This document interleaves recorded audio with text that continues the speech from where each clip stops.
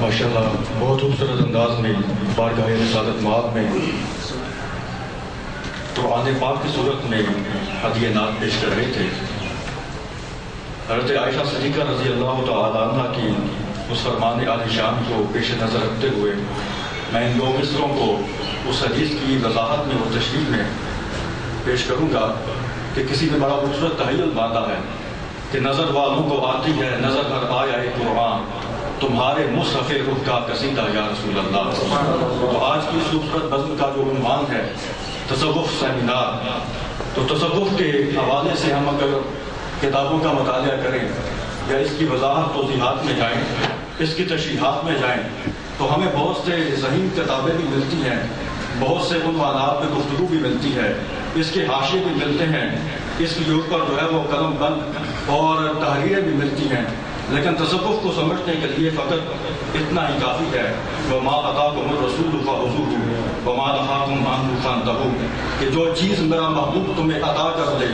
اس کو لے لو، اور جس چیز سے میرا محبوب تمہیں منع کر دے اس سے رک جاؤ۔ حضرت علامہ اقبال رحمۃ اللہ تعالیٰ علیہ نے حضرت بایزید بستامی رحمۃ اللہ تعالیٰ علیہ کے حوالے سے بڑا خوبصورت شعر جو ہے وہ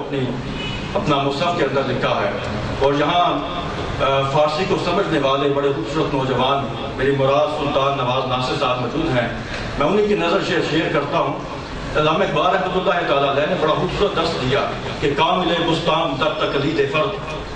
کامل بستان در تقلید فرد، اجتناب از مردن ہر روزہ کر، کہ بستان کا کامل دیکھو، حضرت بایزید بستامی کی شخصیت کو دیکھو جنہوں نے حضور صلی اللہ علیہ وسلم کی سنت اور شریعت کی اتباع کرتے ہوئے زندگی بھر خربوزہ کھانے سے اجتناب کیا ہے۔ وہ اس لیے کیا ہے کہ ان کو یہ علم نہ ہو سکا کہ مصطفیٰ کریم علیہ السلام نے کس انداز سے اس خربوزے کو کاٹا ہے، سیدھا کاٹا ہے یا دیکھتے ہوئے کاٹا ہے۔ تو حضور علیہ السلام کی اتباع اور شریعت کی پابندی کے ساتھ وہ تصوف کے درفشندہ ستارے جو پوری دنیا پہ حکومت کر کے گئے اور دنیا رہتی دنیا تک ان کی تصوف کا، ان کی صوفیت کا، ان کی شہریت کا، ان کی بزرگی کا، ان کی مجدی کا جو ہے وہ سکہ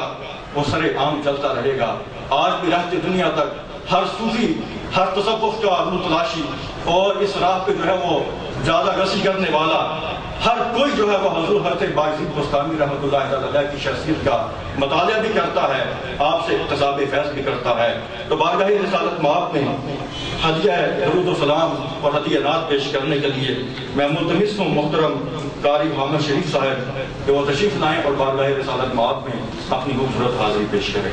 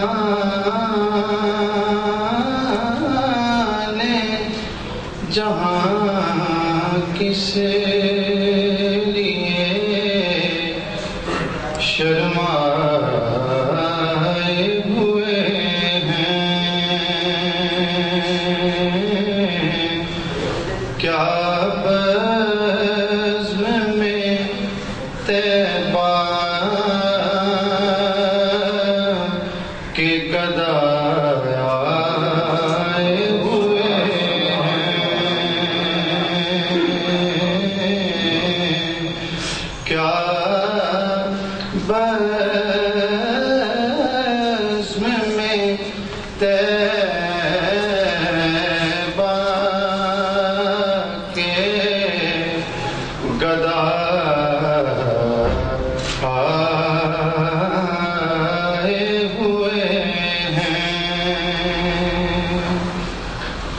اس وقت نہ چھیڑے کشش لذت دنیا، اس وقت نہ چھیڑے کشش لذت دنیا، اس وقت نہ چھیڑ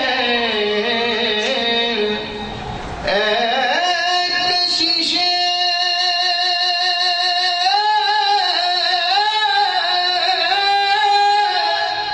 لذت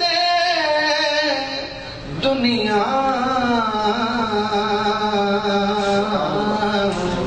اس وقت میرے دل کو وہ یاد آئے ہوئے ہیں، اس وقت میرے دل کو وہ یاد آئے ہوئے ہیں۔ اور دیکھیے چراغ گولڑا نے کیسا عقیدہ پیش کیا ہے، فرماتے ہیں ہنگامہ محشر میں کہاں حبس کا خدشہ۔ دیکھیے شعر کیسا ہے، اپنی نوعیت کا منفرد شعر ہے۔ کہتے ہیں ہنگامہ محشر میں کہاں حبس کا خدشہ، کہتے ہیں کل قیامت والے دن حبس ہوگا، حبس کی تم کہتے ہو حبس ہوگا، فرماتے ہیں حبس کا شائبہ بھی نہیں ہوگی۔ دلیل دیتے ہیں آگے، ہنگامہ محشر میں کہاں حبس کا خدشہ، ہنگامہ محشر میں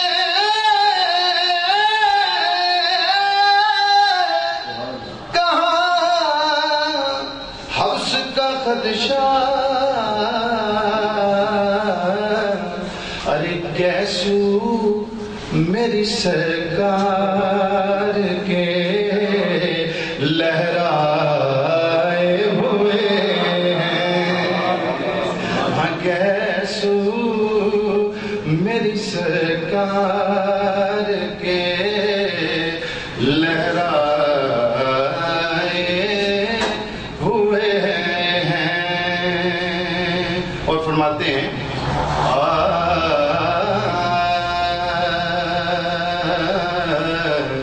جنت کی فضائیں انہیں بہلا نہ سکیں گی۔ دیکھیے جنت کی فضائیں انہیں بہلا نہ سکیں گی،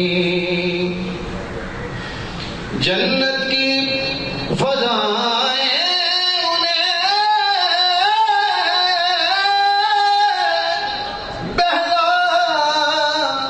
نہ سکیں گی،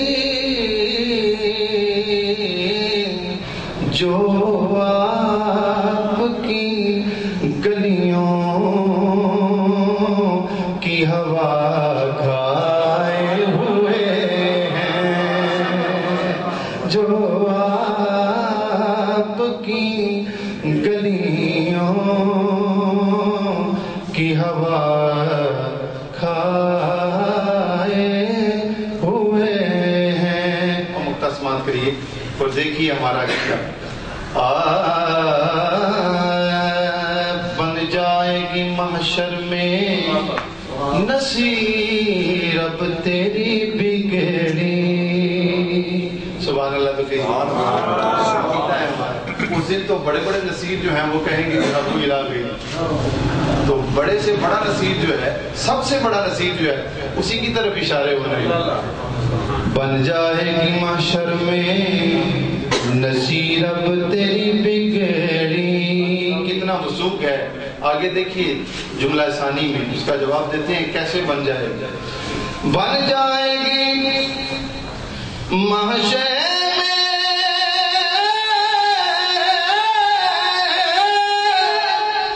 نصیر اب تیری بگڑی کہ سرکار شفاعت کے لیے آئے ہوئے ہیں. سرکار شفاعت کے لیے